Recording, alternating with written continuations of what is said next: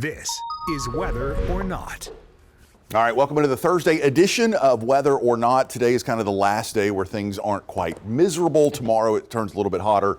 And then the big first alert is, of course, a prolonged stretch of really ugly heat. Yeah, tomorrow kind of standard. And I was saying this morning when we were on air, it was like, enjoy the clouds and the showers while we have them. Yeah. Even if you find showers tomorrow in that small chance, enjoy it because it is hot and humid. Let's talk about the brutal heat returning with your first alert, and not just brutal heat, probably the hottest stretch we've seen so far this year. Yeah, without a doubt, the hottest stretch, actual temperature-wise and probably heat index-wise.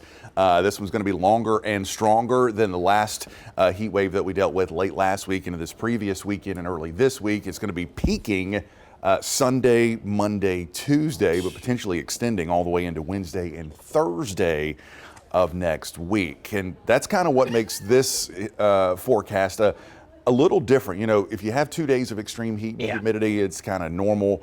But as you start compounding those days, you start compounding the issues, especially for those really susceptible to the heat, the young, the elderly, the pets, people without adequate air conditioning.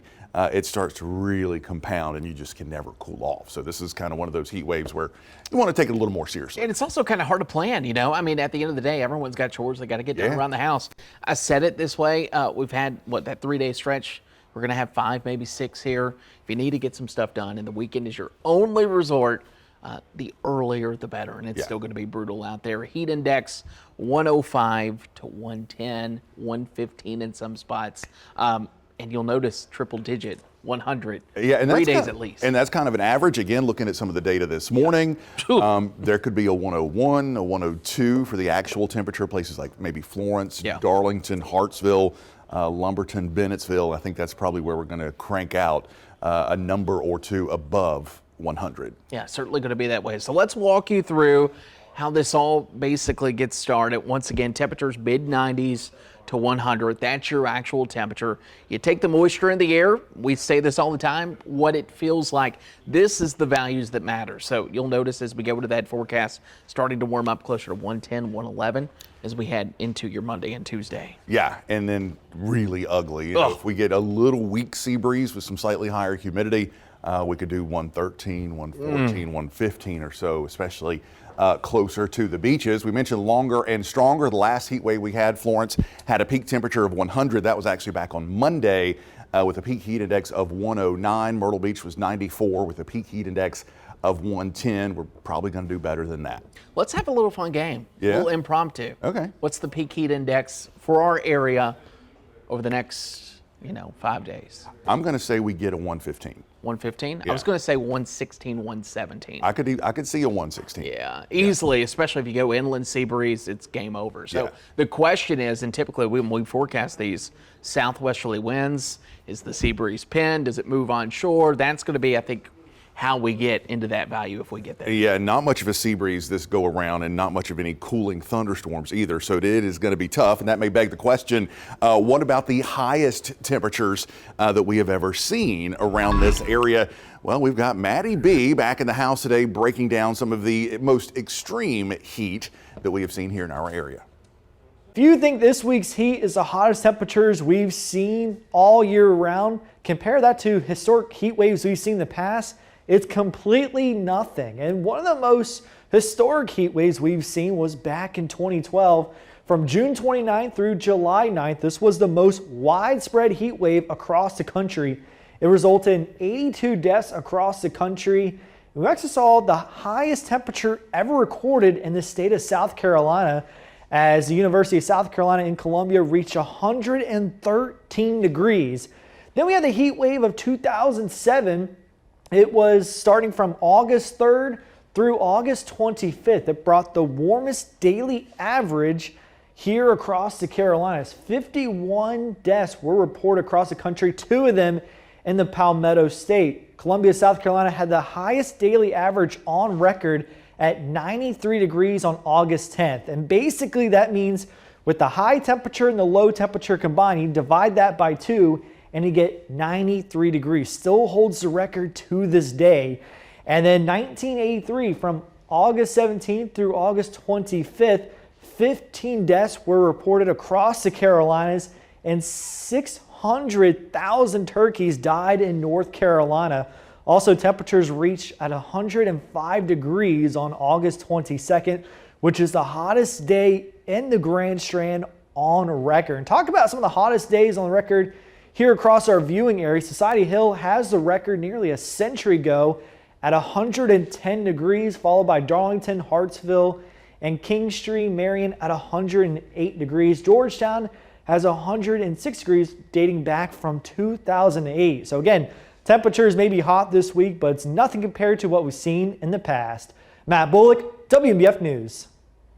Well, at least it's not that hot. Yeah, right. and he seriously is nothing to joke around with. It's one of those that sneaks up quick. It does, and especially in, I mentioned the longevity, but also as you get deeper into the summer, it just kind of gets relentless, and it does. It takes its toll on you. Yeah, the beach, the pool, certainly a good way to beat it if you want to be out for sure. Let's take it coast to coast because it's a big story not only for us, but for a good chunk of the area. We'll start as we once again look. Let's take you to the southeast, and as we do so, some showers and storms going to be working through the area.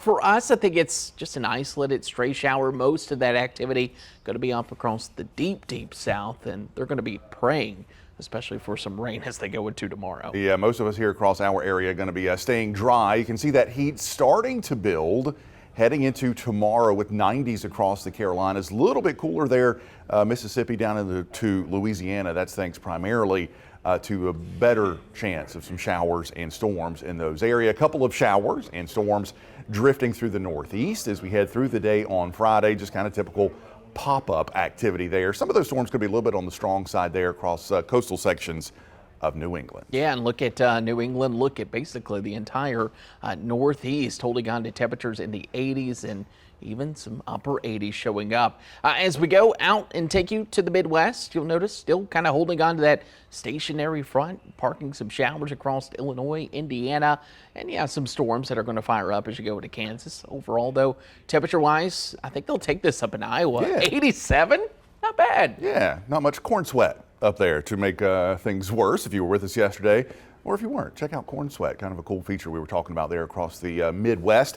Down to the deep south and the southwest we go. Could have a little bit of activity there across coastal sections of Texas. That's that weak little area of low pressure that has that slim chance of tropical development, although at this point, certainly looking less likely. Overall, it's really quiet and, as you would expect, pretty hot. Yeah, hot. 101 in Abilene, 102 there in Wichita Falls. Yeah, 107 in Phoenix. All right, let's end it over here at the West Coast. And as we do so, you'll notice, still some clouds off basically across the West Coast. We'll take you at a time, and it's a pretty calm, seasonable forecast. They were dealing with the heat earlier this week. They'll still have some showers around from time to time, Friday evening, Friday afternoon, but pretty quiet forecast. And honestly, I think you'll take some of these temperatures. Yeah, not too bad. Just kind of seasonably hot there. Even the extreme west coast up there at Seattle, making it into the low 70s. That certainly sounds nice. 100 in Vegas, 107 in Phoenix. All right, let's take you to our See It, Snap It, Send It, and let's kind of go back to the stormy look, right? Yeah. We need some storms. I know. This was what, last Friday? Last Friday. This is coming in from Randy, looking beautiful as ever. I love to see how tall those things can go. Yeah, too. yeah, it was a good-looking storm out there, but they were also very electric, as we often see this time of the year. This photo really incredible from Joshua Leach. Look at those lightning strikes there at the Market Common. Whew. Yeah. That was noisy. Too close for comfort. Yeah. And it's a good reminder, and I always get humbled in thunderstorms. Yep. Yeah, it's time for me to go in. Yep. I'm pretty sure Joshua is feeling that way too. Hey, if you have a photo or a video that you want us to show, all you have to do is scan this QR code and it will take you to the First Alert Weather app. You see it, you snap it, you send it. We might show it here on Whether or Not. That does it for today's episode. Tomorrow, of course, Friday Happy Hour. Yeah, Friday Happy Hour. We'll have the latest data on that upcoming heat as we work our way into next week. And we'll maybe take you way down the road and see when and how that heat may break. Yeah, I like that. All right, we'll see you all tomorrow. Enjoy your Thursday.